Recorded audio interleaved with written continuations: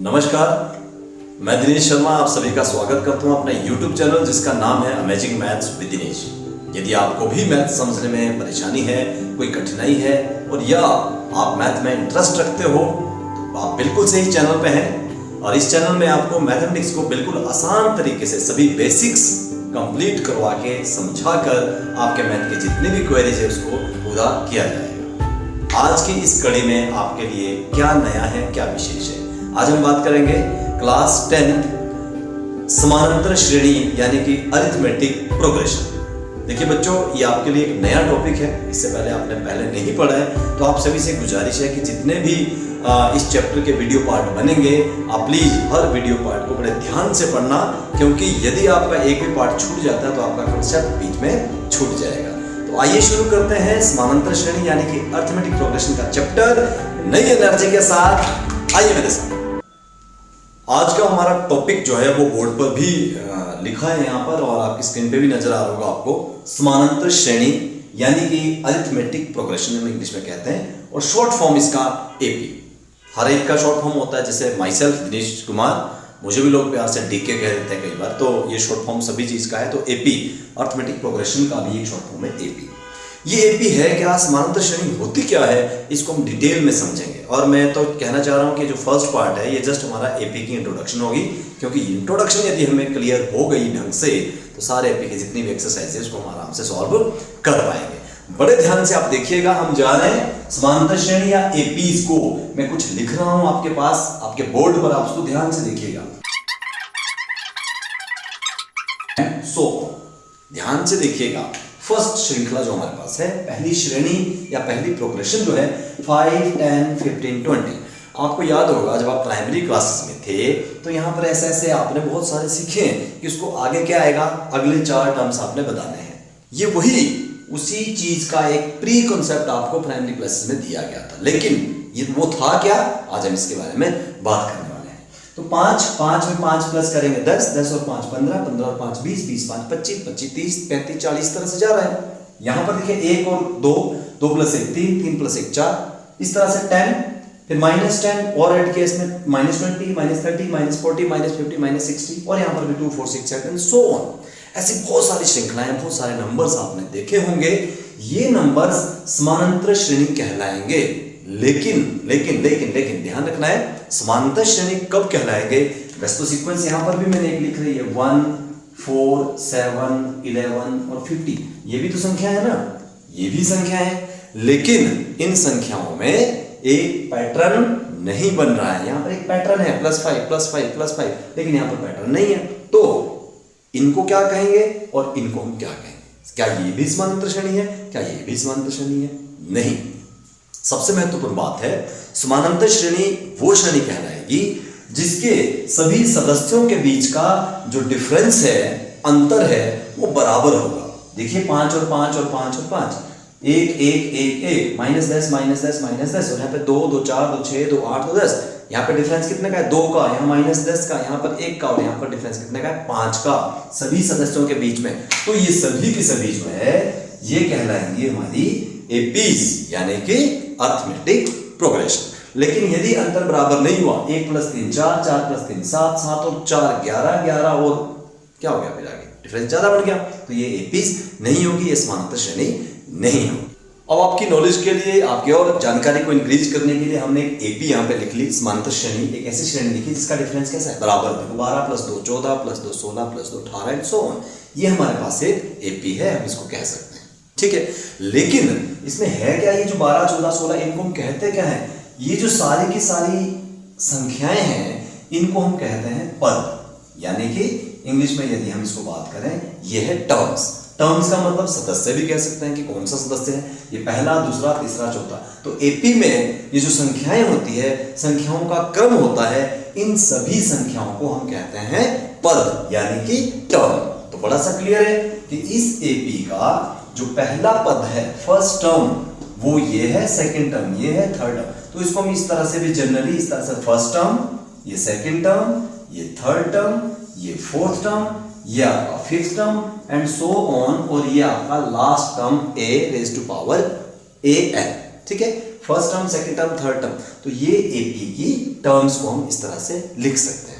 तो यदि हम फिफ्थ टर्म की बात कर रहे हैं, फिफ्थ टर्म, तो उसको कह सकते हैं we are talking about A5। यदि हम फर्स्ट टर्म की बात कर रहे हैं तो फर्स्ट टर्म को हम क्या कह रहे हैं, A1। और एक चीज और बताना चाहूंगा आपको कि जो फर्स्ट टर्म होती है उसको हम कई बार A1 भी लिखते हैं और सिंपल खाली उसको A भी लिखा जाता है। तो ये भी आपने ध्यान देना है कि first term is generally denoted by A और A1, लेकिन second term A2, A3, A4, A5। ये क्लियर हुआ आपको पद के बारे में? एपी का पता हमें लगा और एपी के टर्म्स का पता लगा, पदों का पता लगा। अब हमने नेक्स्ट टाइम बात करनी है कॉमन डिफरेंस की।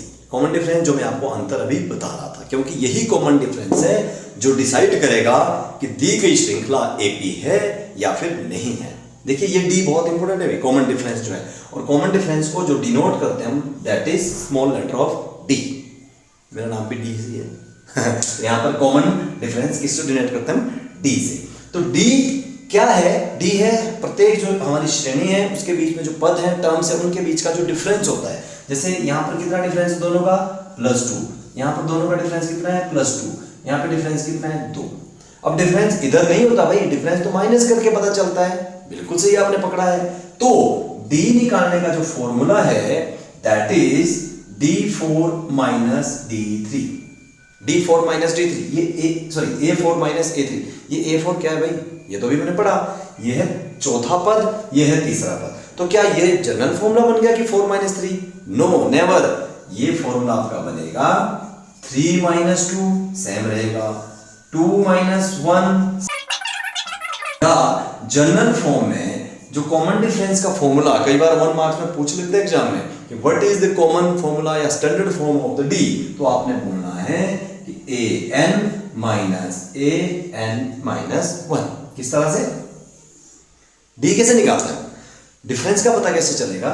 नेक्स्ट पद में से इसको माइनस करेंगे। देखो 14 - 12 2, 16 - 14 2। इसी तरह से नेक्स्ट टर्म में से फर्स्ट टर्म माइनस करना है, डी निकल जाएगा। 3 2 2 1 50 49।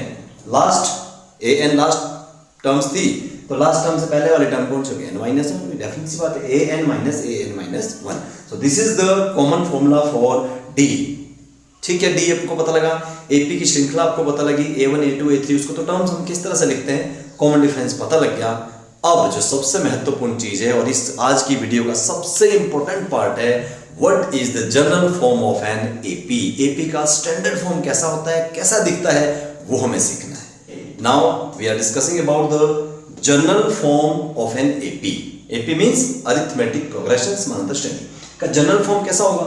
ये तो आपकी एपी है, इसको तुम बड़ी देर से देखते हुए आए हैं कि एपी क्या होगा, 2 3 2 4 6। यहाँ पर जो डिफरेंस है 4 - 2 2 2 2 2, डिफरेंस कितना आएगा यहाँ पे 2। लेकिन हमने पदों के बारे में बात की थी, ये कौन सा पद है जी, फर्स्ट। ये कौन सा टर्म है, सेकेंड, थर्ड, फोर्थ, और ये कौन सी टर्म है, हमारी फिफ्थ टर्म है। तो कॉमन डिफरेंस आपको पता था कि कैसे हमने निकालना है। लेकिन एपी जो कॉमन डिफरेंस किस चीज से डिनोट करते हैं, डी से। अब एपी बन कैसे रही है, यदि हम उसको ध्यान से देखें, जो हमारा पहला पद है एपी का वो क्या है, 2। दूसरा पद क्या बन रहा है, यदि हम 2 में और डिफरेंस को प्लस करेंगे तो अगला पद मिल रहा है हमें, तो 2 + 2, सिंपल सी बात है, 2 + 2। ध्यान देने लायक बात है कि इस एपी में डी कितना है, 2। कैसे पता लगा आपको, इसमें से जब हमने माइनस किया तो डी हमारे पास 2 हो गया। और यहां पर देखिए कि मैं किस तरह से लिख रहा हूं, 2 + 2, मतलब पहली टर्म उसमें हमने डी प्लस कर दिया, अगले टर्म मिल गई। अगला टर्म कैसे मिलेगा, 2 + 2d, 2d। Next 2 + 3d, next term 2 + 4d। ध्यान से देखिएगा, इसको मैं सॉल्व कर रहा हूं तो आपको ज्यादा अच्छा क्लियर होगा। ये 2 बन गया, ये 2 + 2 कितना हो गया, 4 हो गया, 2 2 जा 4, 4 + 2 कितना हो गया, 6, 3 2 जा 6, 6 और 2 कितना हो गया, 8, 4 2 जा 8। अरे वाह, ये तो हमारी एपी बन गई, वही वाली एपी। लेकिन इस एपी को जो हमने तोड़ के लिखा था तो कैसे लिखा हमने, फर्स्ट टर्म को फर्स्ट टर्म लिखा। सो मैं यहां से जनरल फॉर्म बना रहा हूं आपके पास। देखिए फर्स्ट टर्म क्या थी हमारे पास, ए, ओके। सेकंड टर्म क्या थी, ए, क्योंकि ए फर्स्ट टर्म है, ए प्लस ये D, A plus D. Second term बनी आपके पास A plus D. Third term बनी A plus 2d। Next term a + 3d। और next a plus 40 and so on. इस तरह से आपकी AP बनेगी। So this is the general form of an AP। किस तरह से देखिए, a पहला पद a होगा, दूसरा a पर प्लस d होगा, a plus 2d, a plus 3d, a plus 4d। यहाँ पर सबसे ज्यादा ध्यान देने लायक बात क्या है, पहला टर्म जो होता है 1, यहाँ पर अगर आप ध्यान से देखो तो क्या है, इसको हम ऐसे भी a प्लस 0d भी तो लिख सकते हैं, a प्लस 0d। ये second term a plus 1d, एक कम कर देना है। ये थर्ड टर्म है तो a प्लस 2d, ये फोर्थ टर्म है a प्लस 3d, ये फिफ्थ टर्म है a प्लस 4d। तो यदि हमें लिखना पड़े इसी फॉर्म में, मान लीजिए मैं 47th टर्म लिख रहा हूं, 47th टर्म, तो कैसे लिखूंगा, a प्लस 46d। क्लियर है? एक टर्म्स को मैं, अगर हमें 51th टर्म लिखना है, 51वें पद लिखना है, तो कैसे लिखेंगे उसको हम, a plus 50d। And now last, अब अंतिम में एक चीज आपको पूछ रहा हूं कि यदि मुझे अंतिम पद निकालना हो, this is very most important. अंतिम पद कैसे निकालेंगे, 47 में क्या किया 1 माइनस, 51 में क्या किया 1 माइनस, तो यहां पर क्या करेंगे, a plus n minus 1 into d, and this is the general form of an AP। ये किसी AP की जनरल फॉर्म बनेगी। ठीक है, आप बारी बारी से n पुट करते जाओ, टर्म्स निकल जाएगी। फर्स्ट टर्म के लिए 1 पुट करना है तो आपका 1 माइनस 1 a ही आएगा, सेकंड टर्म के लिए 1d आएगा, थर्ड टर्म के लिए 2d आएगा। तो एक बार हम इसको लाइन में लिखते हैं कि AP की जनरल फॉर्म किस तरह से लिखी जाती है। मैं यहाँ पे लिख रहा हूँ, ये हमारे पास AP है, पहला पद होता है a, ठीक है, दूसरा पद होता है हमारे पास a प्लस d, नेक्स्ट पद a plus 2d, next a plus 3d and so on. Last पद जो हमारा होता है a plus n minus 1 into d, ये हमारा अंतिम पद हो गया। This is the general form of an AP। AP के बारे में इतनी सी नॉलेज पर्याप्त है, सफिशिएंट है, लेकिन हाँ, इस यदि यहां तक आपको ये वीडियो समझ में नहीं आई, प्लीज आपके पास एक रिवाइंड का बटन होगा, पीछे ले जाओ स्क्रीन को, एक बार देखो, नहीं समझ पाया 2 बार देखो, 3 बार देखो, क्योंकि ये समझना बहुत ज्यादा आवश्यक है AP के लिए। तो मैं इन नटशल में थोड़ा सा मैं रिवाइज कर लेता हूं, क्योंकि वीडियो पार्ट हमारा छोटा सा बनेगा, इंट्रोडक्टरी पार्ट ये है, हम इतना ही इसको सॉल्व करेंगे। एक बार मैं क्विक रिवीजन इसका आपके सामने कर रहा हूं। आइए एक बार क्विक रिवीजन कर लेते हैं कि क्या लिखा है यहाँ पे, समानांतर श्रेणी मीन्स हमने कुछ श्रेणियां लिखी है। अभी मैं इसको समानांतर नहीं लिखूं, मैं ऐसा करता हूं, इसको मैं लिखता हूं श्रेणियां। क्या लिखा हमने, श्रेणी। तो आपने इन श्रेणी को देखकर ये पता लगाना है कि क्या ये समानांतर है या नहीं। और समानांतर श्रेणी की पहली शर्त क्या बताई थी आपको, कि उन सभी का कॉमन डिफरेंस बराबर होना चाहिए। तो यहाँ देखिए कि ये पहला पद, दूसरा ये पद, तो आपको पता लगे ये सदस्य, इसके टर्म्स है, कितने टर्म्स हमने हमारे पास दी गई है। हमने सबसे पहले फाइंड आउट करना है d। तो यदि हम d, आपको बताया भी था कि d का फॉर्मूला क्या था, a3 माइनस a2 या फिर a2 माइनस a1, मतलब a3 माइनस a2 या a2 माइनस a1। इन दोनों का जो आंसर है कैसा आना चाहिए, सेम होना चाहिए। तो जब हमें चेक करनी हो कोई श्रेणी की AP है या नहीं, तो हमें 2-3 टर्म्स का डिफरेंस जो है वो निकालना पड़ेगा, so that we can confirm कि इनका डिफरेंस बराबर है। आइए यहाँ पर चलते हैं, यहाँ हम डायरेक्ट कर लेते हैं कि 2 माइनस a1, 8 में से 4 गया 4, 7 में से 8 घटाना पीछे को है, ठीक है, बैक साइड में करना है। तो या आगे को कर सकते हो, आप कैसे भी कर सकते हो। 4 प्लस 4, देखो 4 प्लस 4 कितना हुआ 8, तो 8 प्लस 4 कितना होना चाहिए था 12, यहां पर नहीं है, सो this is not an AP। ये हमारे पास AP नहीं है। इसका रिवीजन भी हो गया और आपको क्वेश्चन भी इसके समझ आ गए। सेकंड AP आपके पास, ये पहला सदस्य A है, इन दोनों का डिफरेंस देखो, 3 प्लस 3 6 होता है, 6 प्लस 3 9 होता है, लेकिन 9 प्लस 3 कितना होता है 12, 12, यहां पर क्या है 15, देयर इज समवन मिसिंग। ये भी हमारे पास समानांतर श्रेणी नहीं है। थर्ड वन देखिए, -2, डिफरेंस कितना है -2 का, फिर -4 बन गया, फिर -2 का -6 बन गया, फिर -2 का -8 बन गया। तो यहाँ पे क्या है कि कॉमन डिफरेंस D कैसा है, बराबर है, सो दिस इज एन AP। ये हमारे पास AP बन रही है। नेक्स्ट क्या है 150, यहाँ 200 है, इन दोनों को अगर माइनस करें तो डिफरेंस कितने का है 50 का। अब इन दोनों को माइनस करो तो डिफरेंस कितने का है 100 का। अरे भाई नहीं, हमें डी बराबर होना चाहिए, तो ये भी हमारी एपी नहीं है। And the last one is 0.25, यहाँ पर है 0.50। इन दोनों को माइनस करेंगे तो माइनस तो आपको पता है, इस तरह से हम इसको माइनस करते हैं और मैं इसको शॉर्टकट में लिख रहा हूँ 50 माइनस 25 है तो 25 होता है, तो डिफरेंस कितने का है 0.25 का। यदि हम इसको प्लस करें इसमें 25 तो हाँ जी हाँ 75 आता है, ये भी ठीक आ गया।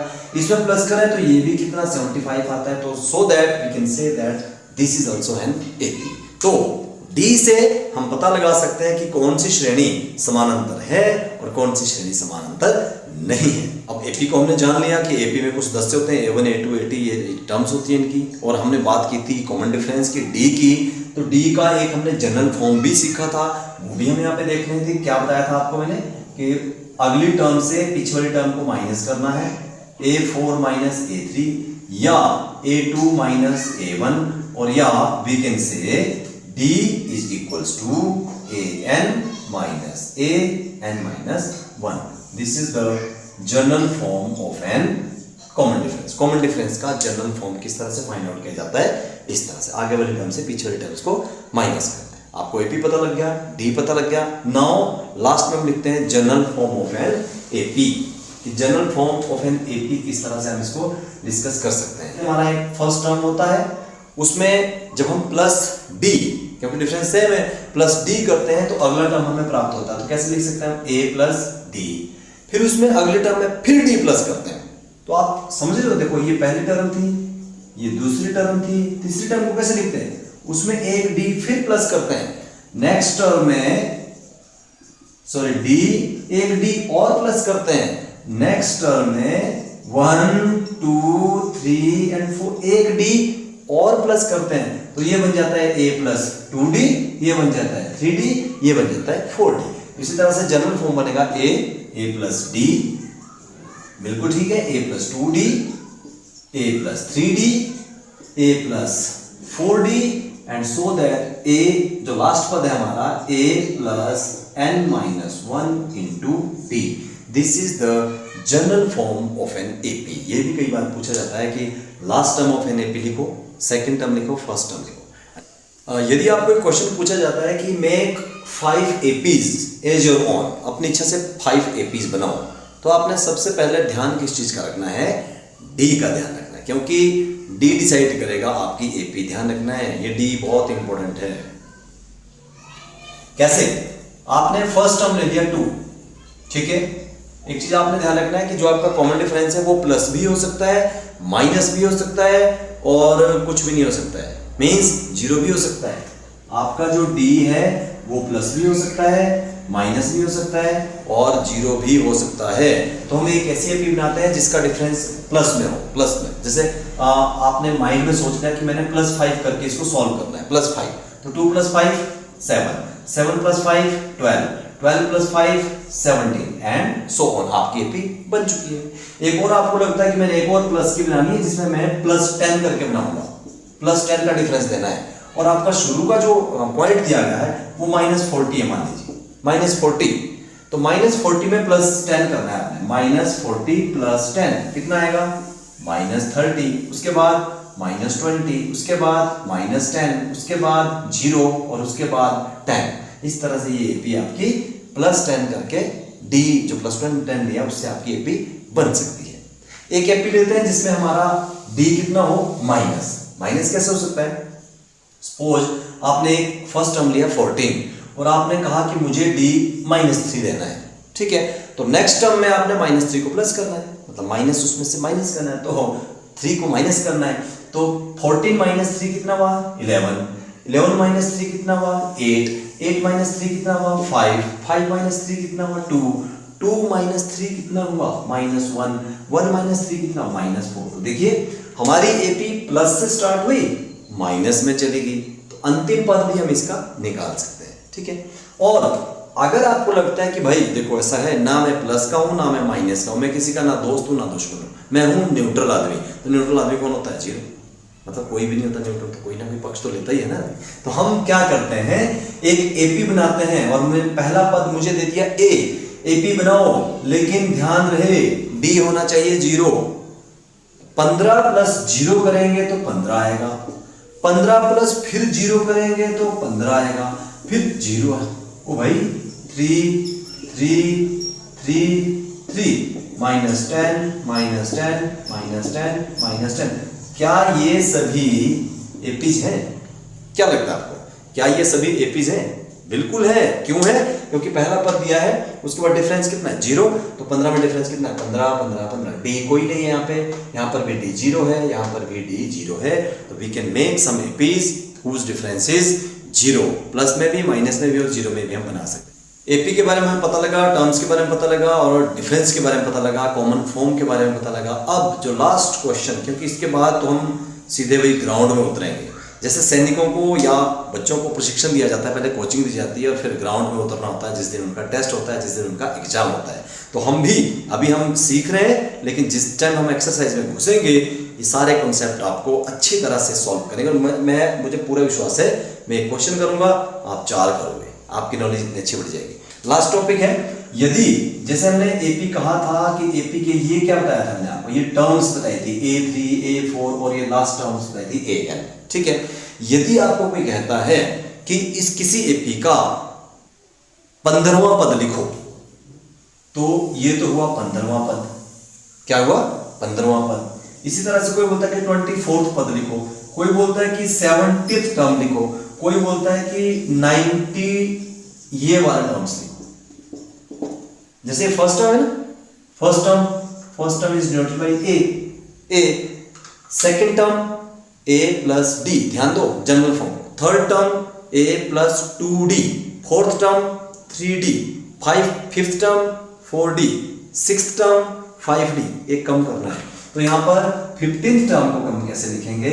a plus 14d, because the general form of an AP आपको बताया था a plus n minus 1 into D होती है।